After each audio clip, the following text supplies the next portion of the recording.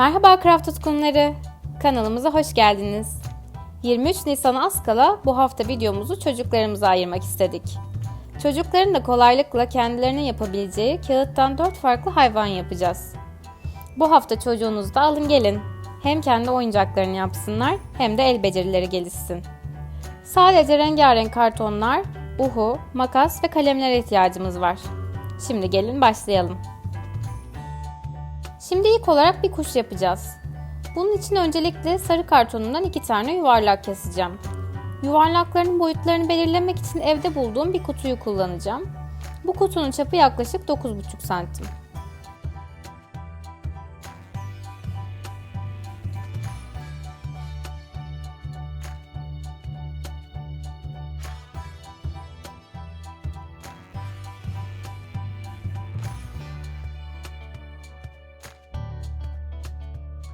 Şimdi yuvarlaklarımı kestim, hazırladım. Bunları ikiye katlıyorum.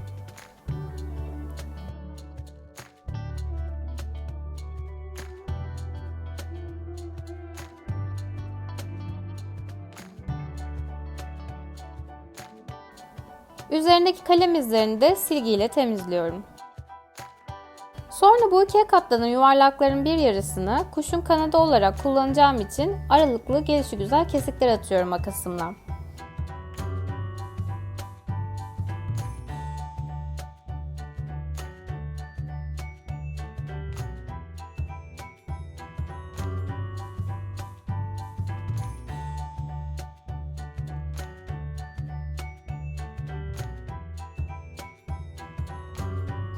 İkisine de kesikleri tamamladıktan sonra bu kesik kısımları bu şekilde kıvırıyorum.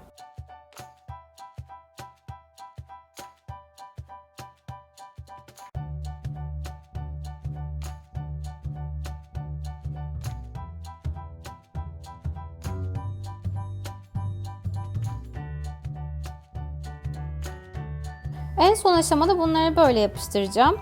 Ama önce diğer parçaları hazırlıyorum.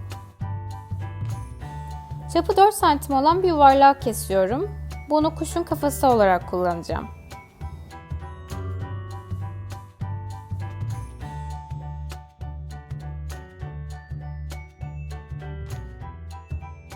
Kuşa bir de kuyruk yapmak istiyorum. O yüzden de 4x2 santim boyutlarında bir dikdörtgen kesiyorum.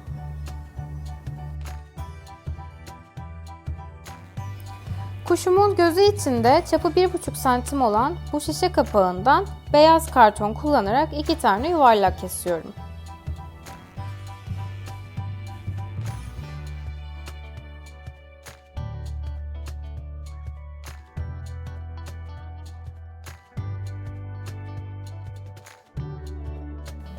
Bu yuvarlaktan daha küçük olacak şekilde de göz kararı 2 tane de siyah kartonumdan yuvarlak kesiyorum.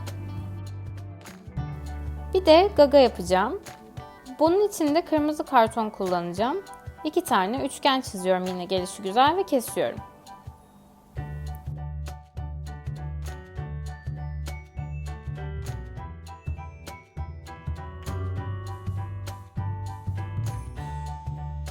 Kuyruğa da kanatlarda yaptığım gibi bu şekilde kesikler atıyorum yapıştırmadan önce.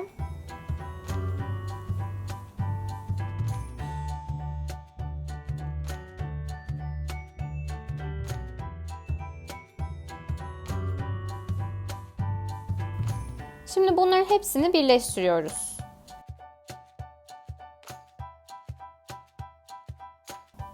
İki yuvarlağı birbirine yapıştırmadan da ucuna kuyruğu ekliyorum.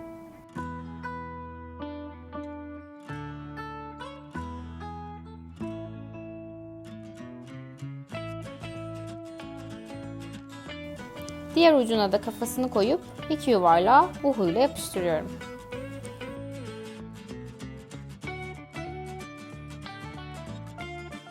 Bunlardan sonra da kuşun gözlerini yapıyorum. Önce kestiğim beyaz kartonu yapıştırıyorum.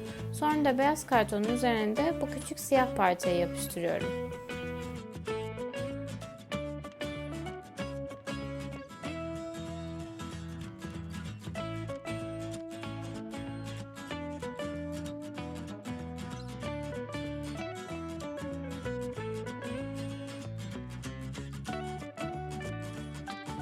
Gagasını da yapıştırıp kuşumu tamamlıyorum.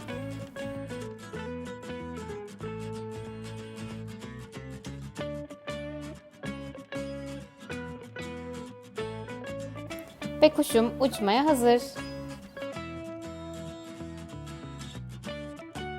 İkinci olarak bir flamingo yapacağım. Flamingom için pembe kartonumu alıyorum.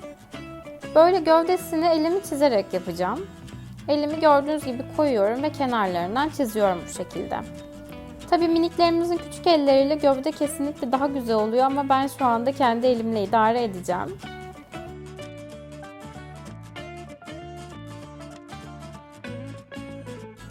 Sonrasında da çizdiğim eli kesiyorum.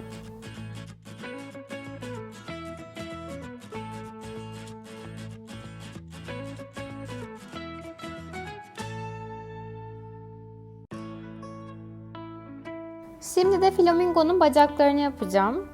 Benim yaptığım bacakların genişliği 1 santim olacak. Uzunluğunu da siz kendiniz belirleyebilirsiniz. Hiç fark etmez. Kendi flamingonuzun büyüklüğüne göre. Benimki 14 santimdi.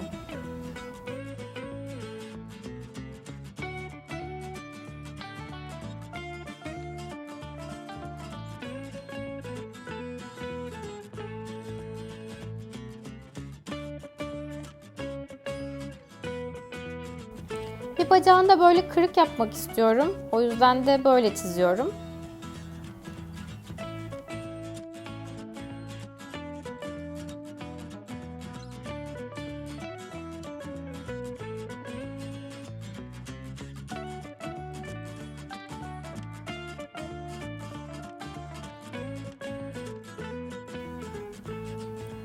Şimdi de flamingonun kafasını yapıyorum. Böyle hafif yuvarlayarak bu şekilde çiziyorum. Bunu siz buradan bakarak göz kararı da yapabilirsiniz. Kendi flamingonuzun büyüklüğüne göre, çünkü buradaki santimlerde değişkenlik gösterebilir.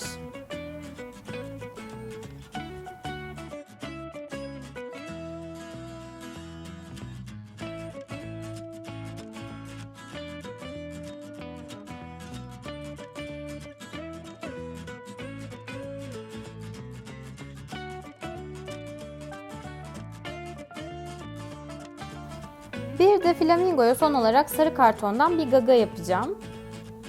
Gagayı da böyle yine kafasına göre bir belirleyip çiziyorum.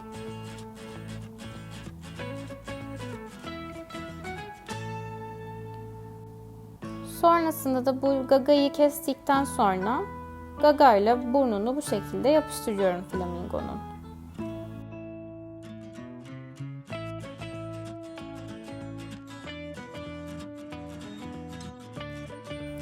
Sonra siyah kalemimi alıyorum. Bir de böyle bir göz çiziyorum.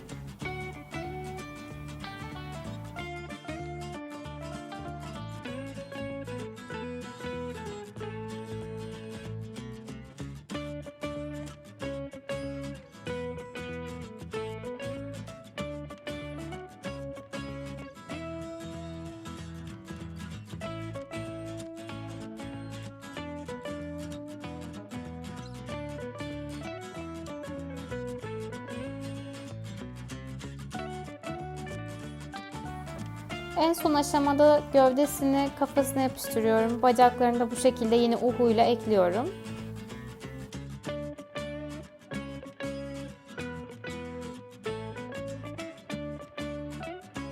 Ve flamingomuz da hazır oluyor.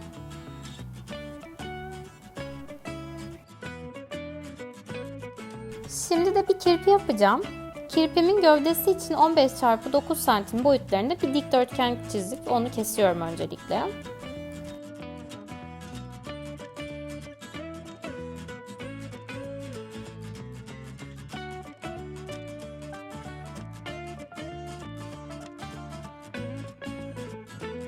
Sonra bu dikdörtgeni bu şekilde akordeon olarak katlıyorum. Ben göz kararı bir katlama yaptım. O yüzden de yine burada 1 santim vermeyeceğim. Siz daha büyük bir dikdörtgen de çizebilirsiniz. Ona göre de katlamasını yaparsınız.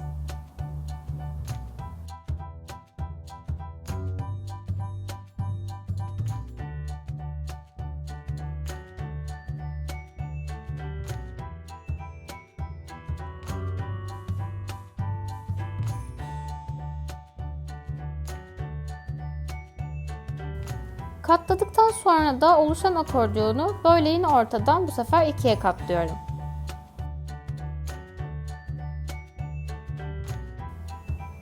Ve burayı uhuyla böyle birbirine yapıştırıyorum.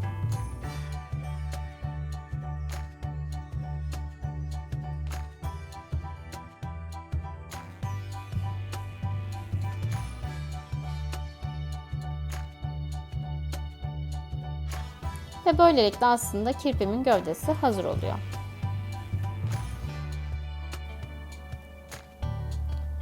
Şimdi kafasını yapacağım. Kafası için de böyle yine gelişigüzel bir parça yapıyorum. Siz yine kendi gövdenize göre bu parçanın büyüklüğünü belirleyebilirsiniz.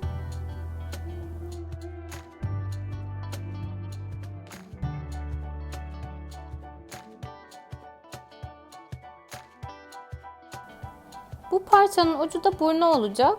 Oraya da burnunu belli etmek için siyah kartonumdan küçük bir yuvarlak kesip buraya yapıştırıyorum.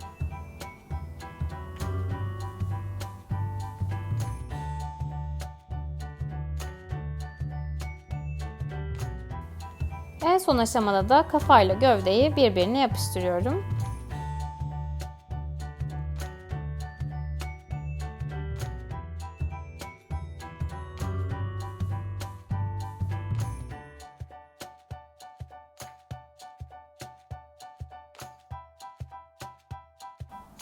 Sonrasında siyah kalemle de ağız ve göz çiziyorum kirpime.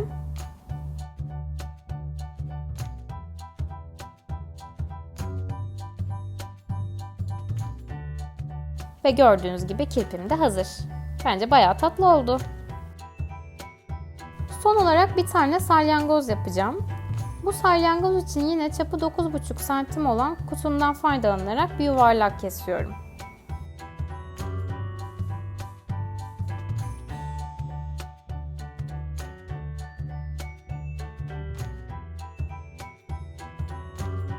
Yuvarlağımı kestikten sonra onu ikiye katlıyorum.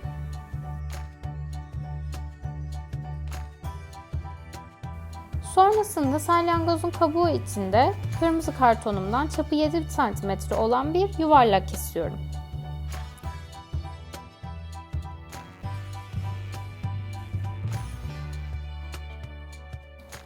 Bu kestiğim kırmızı kartonu bu şekilde yeşil kartonun üzerine yapıştıracağım. Kabuğu olacak.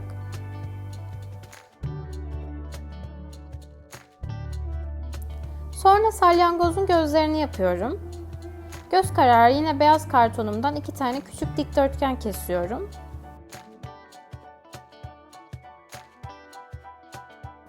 Yeşil kartonumdan da bu dikdörtgenlere uyacak şekilde 2 tane küçük yuvarlak kesiyorum. Bunlar gözleri olacak.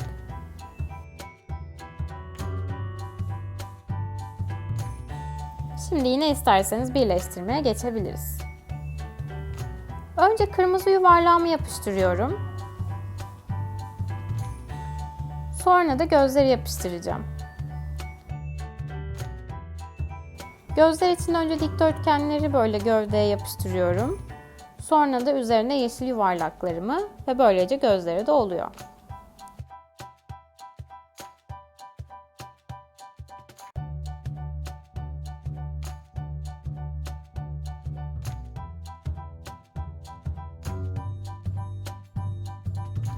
En son yine siyah kalemimi alıyorum. Kırmızı yuvarlağın üzerine içeriden başlayarak böyle daireler çiziyorum.